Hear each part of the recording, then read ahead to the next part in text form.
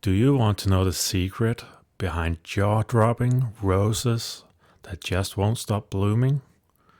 It's not just sunlight and water. It is plant hormones. These invisible powerhouses control everything from flower production to root strength. So today, let's break down the 5 main plant hormones and how they affect your roses. The first plant hormone is auxins. These hormones tell the plant how to grow. They help roses stretch toward the light, and they control bud formation after pruning. The second hormone is cytokinins. Think of these as the bloom boosters. They promote cell division and more flowering. You'll get bushier growth and more buds. The third hormone is gibberellins. They drive stem elongation and flowering. Too little of them, your rose might stay short and flowerless. The fourth hormone is ABA, abscisic acid. This is the stress hormone.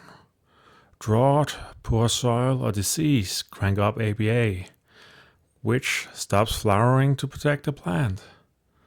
Now, just think about that again. Lack of water triggers ABA, the stress hormone, and ABA tells the plant to stop flowering.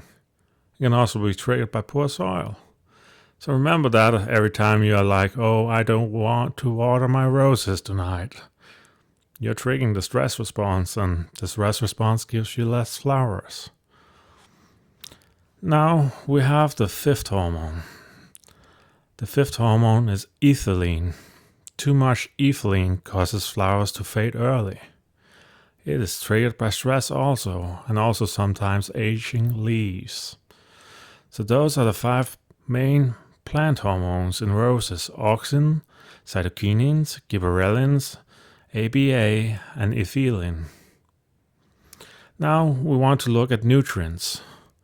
Nitrogen, of course, boosts cytokinin production, and this promotes cell division and shoot growth. Nitrogen is extremely important to give your plants early in the season when they're putting on canes and a lot of new leaf and a lot of growth, really. Then you have phosphor. Phosphor is really important to give your plants when they're young and have to grow roots, or when they're older in the mid-season and needs to flower. So phosphor is the nutrient we want to give our plants when they have to flower or grow roots. And for you, if you want lots of flowers, you also have to remember to give your roses lots of phosphor in the middle of the season when they're flowering. Now, potassium is a more general. It aids in all hormone balances, and it also aids in a lot of other stuff like moving things around in the plant transportation. Of course, we want to give our plants plenty of nitrogen, like I said, in the start of the season. While in the middle of the season, we want to give it more phosphorus to encourage the blooms. Light is also extremely important. Proper light exposure regulates auxin and gibberellin, and these are key for elongation, blooming, and leaf expansion. You always want to aim for at least 6 to 7 hours of full sunlight. Don't place your plants too much in the shade, because you will hurt the blooming, because your plants won't produce the hormones necessary for a big, beautiful blooming. Next up is water. Consistent hydration supports hormone transport and helps avoid stress-induced hormone imbalances like ABA, which really suppresses the plant's growth. And stress can also be many other things for a plant. It can be mild pruning or pinching. But if it's a mild stress like pruning or pinching, it can actually boost hormone activity, especially auxins and cytokinins. Severe stress, however, like drought, disease, insects, these trigger ABA and ethylene. And if it's severe stress, it inhibits growth and flowering. The plant wants to survive before it wants to flower. And you really want to make sure it has every reason to flower and it is thriving. So think in terms of stress. But it is even more important. You have to think about the whole environment the plant lives in and the hormone balance, as I said before. And you want to tip the hormone balance in your favor so you get these epic blooms. The first thing to do is deadhead and prune smart. Removing faded blooms prevents them from signaling auxins and cytokinins to produce more buds. Keeping the plant hormones on your side while keeping the spent rose buds away tells it to still focus on flowering and not on producing more seeds. The thing to remember is when you let the rosebud stay on the plant, the spent rosebud, it wants to make a hip and the hip wants to make a seed. And both of these things will send hormones back to the plant, telling it that the flowering stage is over. So remember to deadhead your roses. Another important thing is you need to feed the soil, not just the plant. Healthy soil equals healthy hormone production. You want to use compost, fish emulsion, or rose fertilizer with a balanced NPK. It all encourages a healthy rhizosphere, which helps roots absorb nutrients and regulate hormone balances naturally. You want to add alfalfa meal. This natural supplement contains triacontanol, a growth hormone that sparks flowering and photosynthesis. So remember, alfalfa meal, sometimes also called lucerne, is a great compound, a great natural compound to fertilize your roses with because of triacontanol. Triacontanol is also a compound you can get as a rose grower in these big nearly cans where you can add it to your roses. So it is used even synthetically. Another thing you want to remember is to keep stress low. Mulch, deep watering, and pest control help keep ABA and ethylene low, so your roses stay focused on blooming, not just surviving. So remember again, you want to keep the roses stress low and you want to keep the right hormones on your side. Now we come to another part of the puzzle. Soil bacteria are essential allies for roses. And here's how they help your plants thrive. Certain bacteria naturally produce auxins and cytokinins, the same hormones that stimulate root growth, shoot development, more flower buds. Bacteria also help form soil aggregates. It helps improve aeration and drainage, while helping roots spread easily and access nutrients. Beneficial bacteria also outcompete harmful microbes, creating a protective microbial barrier. Some even trigger the plant's immune system, called induced systemic resistance, making roses more resilient to fungal diseases like black spot or powdery mildew. Without bacteria, organic fertilizers like alfalfa meal, compost, or fish emulsion won't break down into plant-available nutrients. So how do we support bacteria in our rose beds? You want to use compost and organic matter regularly. You want to avoid synthetic fertilizer and pesticides. Pesticides kill beneficial microbes. And without the beneficial microbes, we get less of the good hormones, we get less of the beneficial nutrients, the trace minerals these bacteria give off.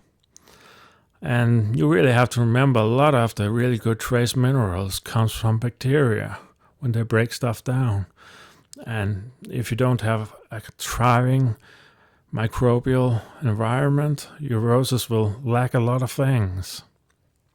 So this is one of the reasons, if you really want to take your roses to the next level, even though it is harder to support them with organic fertilizer, It is sometimes worth it because synthetic fertilizer also has some disadvantages, like not supporting the microbiome as much in the soil.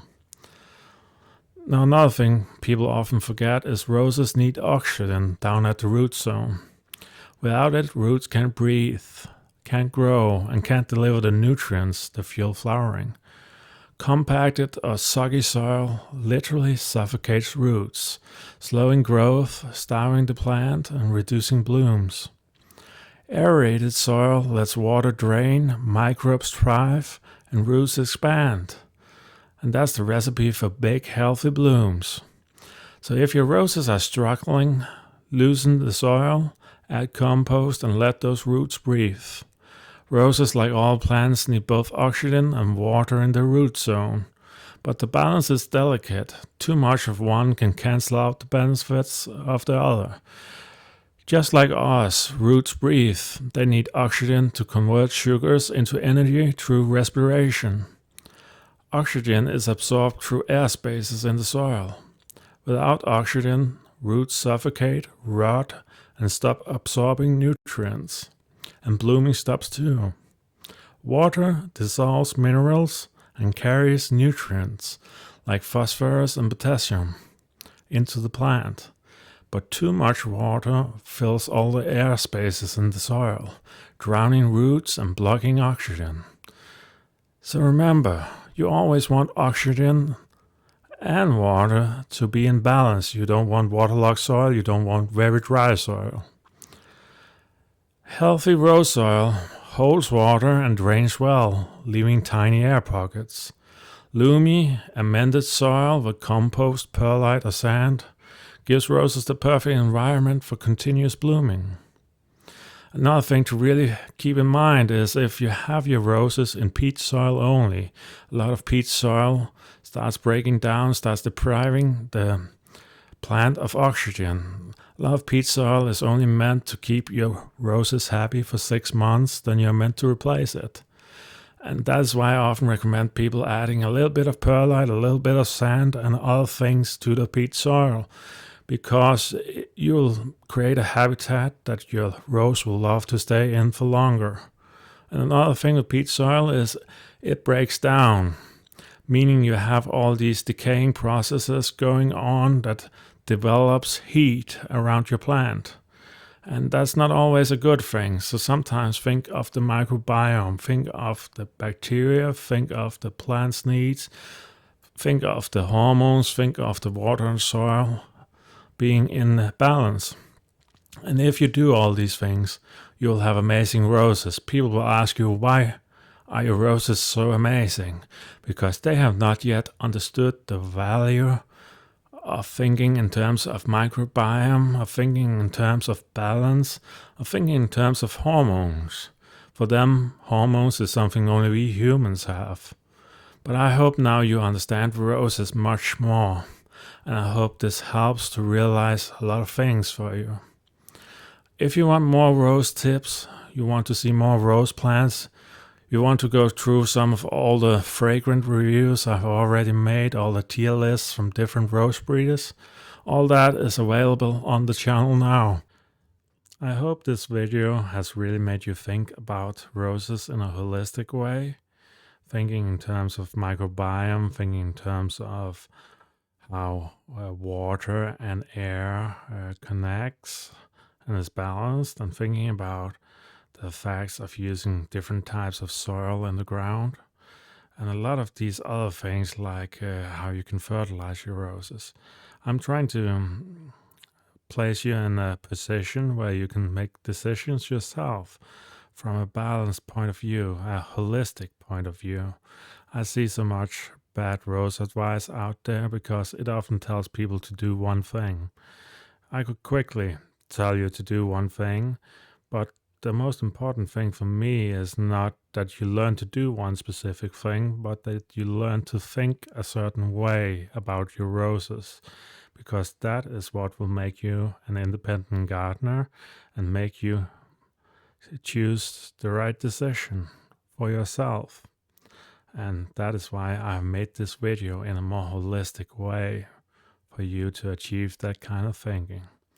Now feel free to write in the comments below. Feel free to like. Feel free to ask me anything you want in the comments about growing roses or plants in general.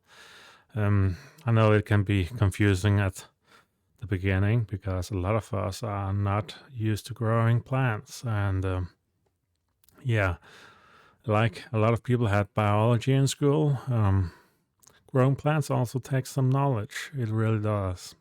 So feel free to comment, feel free to ask your questions below. And that's really it for now. Feel free to like and subscribe.